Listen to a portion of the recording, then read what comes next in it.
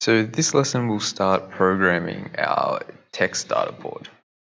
When we first want to use our Techstarter board, we need to open up the Blockly editor for PICAXE.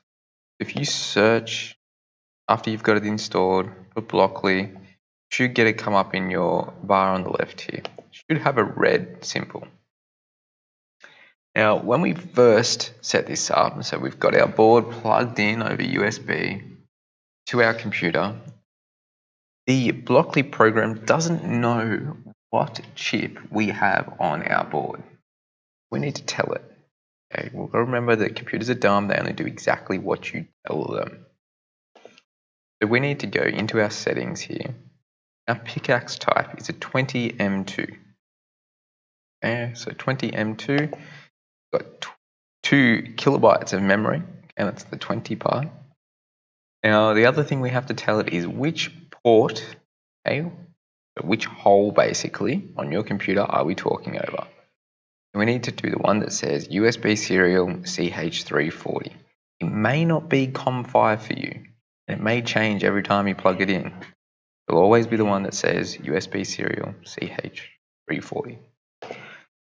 Once we've got those two selected, we should get a picture of our chip on the left here, and that is exactly what is on our little board. And what the little pins do on our chip here is exactly what they do on our little board. Now, we'll start with a blank program like this. On the left here, we've got our different functions, we're going to call them. So these are little blocks that do different things. We've got outputs, so turning something on or off, okay, doing it for a certain time, toggling it, so switching from what it is, and a whole bunch of others. We've also got inputs. Okay, so if input is something, on or off, then do something. Or if it's on, do this. If not, do that.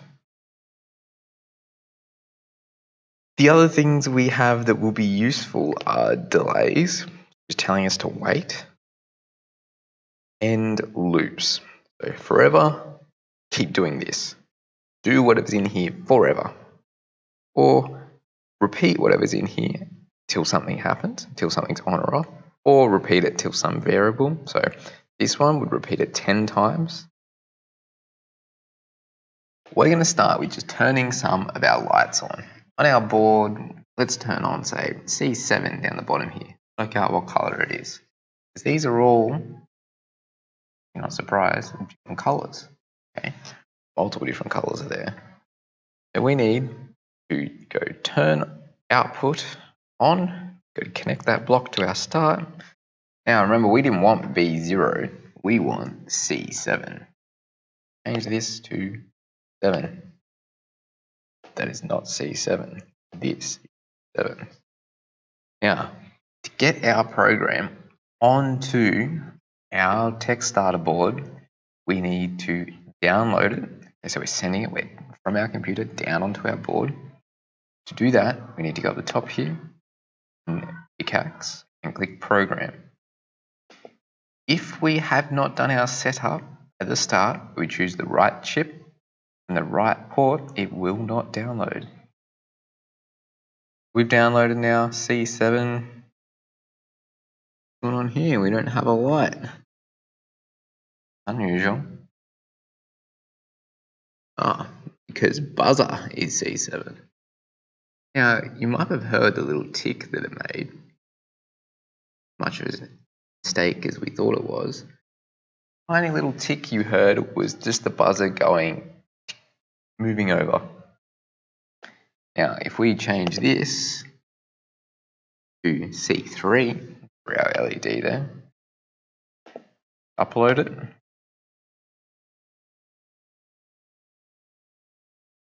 download it, I should say. Yes. Depends on your perspective. We'll see C7 comes on and it's green. Much nicer green than what it looks on the video there. Now, this getting C3 and C7 mixed up is a common thing, okay, to get these different numbers mixed up. Half the time, if you're finding something's not working, it's because you've got the wrong thing. We need to be really careful and double check things. That means we need to read through our program, start at the start, turn output C3 on. Where is C3? Here is C3. Is odd. And we did C7. We weren't reading all the information around it, so we didn't read the part that said buzzer. We could have spent a lot of time if our program was more complex trying to find out why it didn't work. Download, but it did. Now, let's make something more exciting. Let's get a different one to flash. C1, we might make it flash. So to do this, we're going to start with, we might start with a loop. Okay, so forever do, get rid of that. What do we want to do? We want to turn our output on, get that going. We're doing C1, turn on, and we want it to turn off.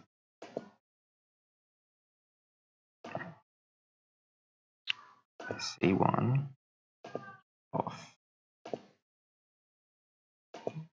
Now, those of you who have done a lot of programming may pick up something that's not right here. Can you think about what it might be?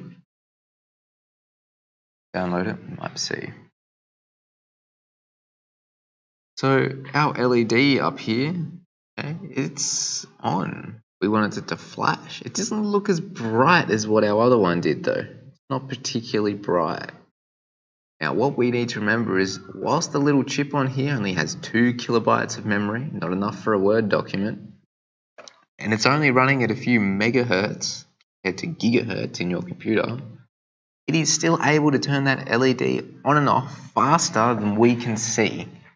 That LED is turning on and off so fast that we can't see a change. It just looks dim. This is actually how we dim LED lights now.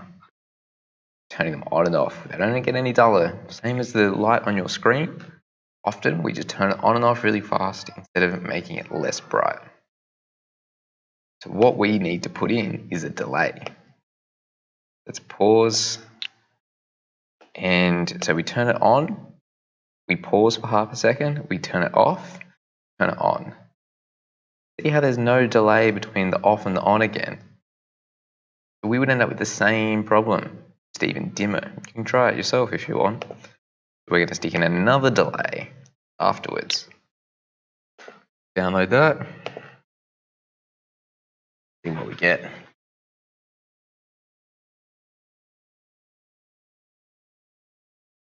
There we go. So we've got a half second flashing on and off. We call that a half second duty cycle. Half the time it's on, half the time it's off in its cycle.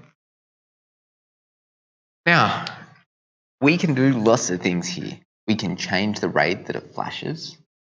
We can get another LED to flash at the same time, or maybe alternating. Really good challenge is to get the LEDs to light up in a ring, to chase each other around, or to have one light up, next one, next one, next one, next one, next one, and then turn off, turn off, turn off, turn off, turn off. So pick a challenge, have a play, make something, do something.